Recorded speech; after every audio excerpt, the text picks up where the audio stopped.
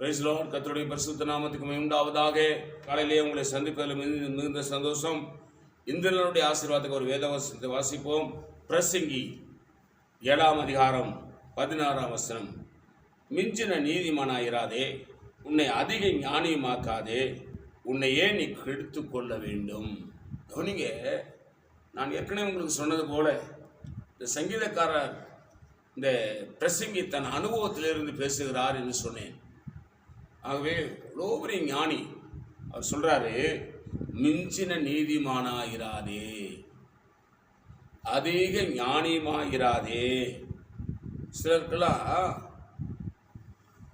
ரொம்ப என்ன செய்வாங்க, தன்னுடைய சக்திக்கு மீறி பேசுவாங்க. என்னை போல பரிசுத்தவான், என்னை போல உண்மையுள்ளவன் ஒருவரும் கிடையாதுன்னு சொல்லிக் கொள்வார்கள். ரெண்டாவது, அதிக ஞானமுடையவர்களைப் போல பேசுவாங்க. மற்றவர்கள் எல்லாம் ஒன்றும் அறியாதவர்கள், தாம் மாத்திரம் அறிவாளி என்று, புத்திசாலி என்று, ஞானி என்று நினைத்து கொண்டு பேசுவார்கள். வேதம் சொல்லுகிறது, நீ மிஞ்சின நீதிமான் ஆகிறாதே, உன்னை அதிக ஞானியாக்காதே, உன்னையே நீ கெடுத்து கொள்ள வேண்டும்.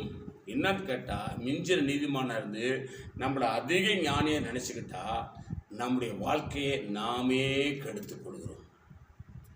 நம்முடைய எதிர்காலத்தை நாமே வீணாக்கி கொள்கிறோம். ஆனால் வசனம் சொல்லுது, ஆலோசனை இல்லாத இடத்திலே ஜனங்கள் சீர்கெட்டு போவார்களாம். தீர்க்க தரிசனம் இல்லாத இடங்களிலே ஜனங்கள் சீர்கெட்டு போவார்களாம். அப்படியானால் யாருக்காவதுடைய ஆலோசனை எனக்கு தேவைப்படும்.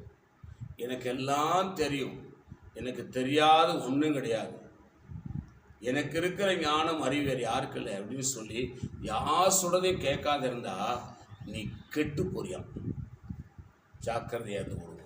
நான் உங்களுக்கு ஆட்சேபிக்கிறேன். பரிசுத்த பிதாவே, இந்த காலையில் என்னோடு எங்களோடு பேசுகிற நல்ல வார்த்தைகளுக்காக ஸ்தோத்திரம்.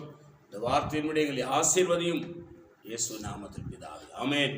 God bless you. கர்த்தர் உங்களை ஆசீர்வதிப்பாராக.